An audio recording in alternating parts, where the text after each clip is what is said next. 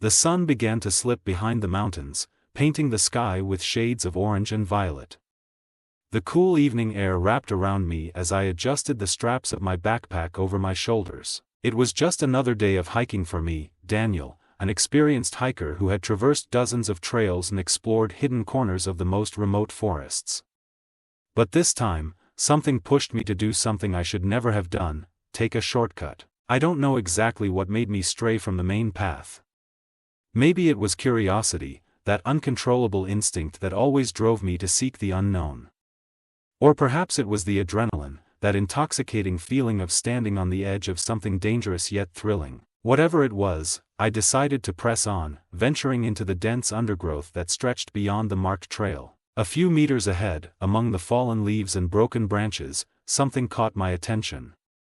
A metallic glint reflected the dim evening light, as if calling to me. I approached slowly, carefully pushing aside the branches, until my fingers touched something cold, covered in dust and mud. It was a digital stopwatch, one of those simple devices athletes use to measure their performance. But this was no ordinary stopwatch. On the screen, red numbers flickered. 15 minutes and 32 seconds. 15 minutes. I froze for a moment, staring at the screen. Who would leave something like this in the middle of the forest? It had no buttons or visible markings, just a smooth surface and that relentless countdown. And then, I heard it, a barely perceptible, yet constant sound. Tick, tick, tick. Something inside me screamed to leave it there, that taking it with me would be a mistake. But instead of listening to that voice, I stuffed it into my backpack without a second thought. My curiosity had won the battle. 10 minutes and 27 seconds. As I moved forward, the forest seemed to change. It wasn't just the fading light of nightfall, it was something deeper, more subtle. The usual sounds of the forest, the chirping of birds, the buzzing of insects, had vanished. Everything was too silent, as if nature itself had been turned off. A chill ran down my spine when I realized I could only hear my own footsteps and breathing.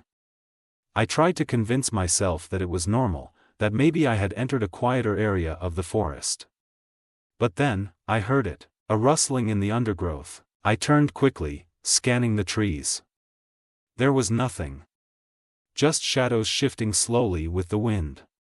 Yet the feeling of being watched was overwhelming. It was as if someone, or something, was following my every move. I glanced at the stopwatch inside my backpack. The countdown was still running. 5 minutes and 4 seconds. The air grew heavier, almost unbreathable. A tingling sensation crept up my neck, as if an invisible presence was drawing closer. I tried to calm myself. "It's just your imagination," I repeated over and over. But then, I noticed something that made my heart stop. My footsteps were no longer the only sounds in the forest. Someone, or something, was walking behind me. I spun around abruptly, expecting to see an animal, a poacher, anything. But there was nothing. Only trees, shadows, and the echo of my own ragged breathing. When I turned back, my blood ran cold. Among the tree trunks, just a few meters away, stood a figure. It wasn't entirely human. Its silhouette was tall, thin, and unnaturally still. It seemed to be made of shadows, yet its contours were too defined, too perfect to be just an optical illusion. A visceral panic gripped me, as if my body knew something my mind had yet to understand. 1 minute and 12 seconds. The ticking of the stopwatch grew louder, pounding in my ears like a drum announcing the end. I ran. I didn't think, I just fled. My legs moved at full speed, but the forest seemed endless. Branches slapped my face, roots tried to snare my feet, but I pressed on, desperate to escape. I looked at the stopwatch, trembling. 10 seconds. A deafening noise sounded behind me.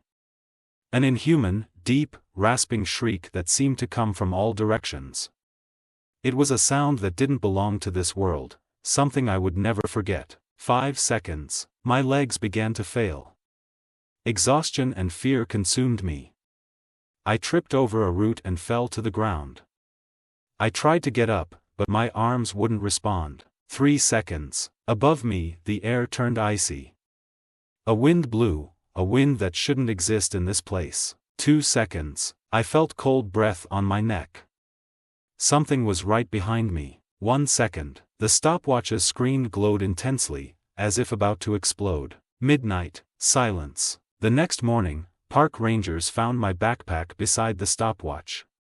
It lay on the ground, as if someone had abandoned it in a hurry.